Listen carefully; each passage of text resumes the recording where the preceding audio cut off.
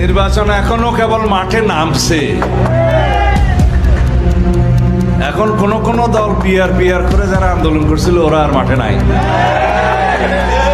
এটা আমি অনেক আগেই বলেছিলাম যে কিছুদিন এগুলো বলে বলে হয়রান পেরেশান হয়ে শেষ পর্যন্ত জনগণের সামনে বুকের কাতারে দাঁড়াইতে হবে।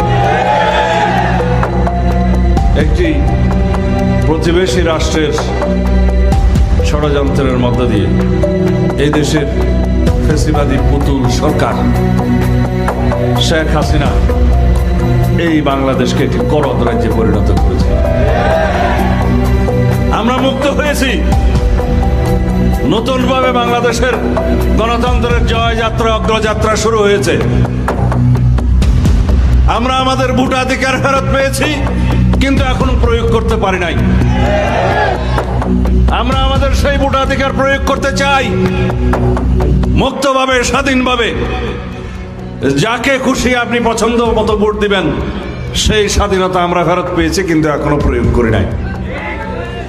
এই ভোট যাতে পিছায়, এই ভোট যাতে পারতপক্ষে না হয় অথবা বিলম্বিত হয়, সেজন্য কয়েকটি দল ষড়যন্ত্র করছে, আপনারা জানেন।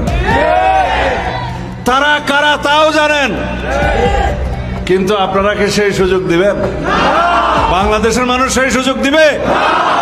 এই দেশে যারা এই গণতন্ত্রের বিরুদ্ধে দাঁড়াবে, যারা এই জনগণের ভোটাধিকারের বিপক্ষে দাঁড়াবে, তাদেরকে জনগণ প্রত্যাখ্যান করবে ইনশাআল্লাহ।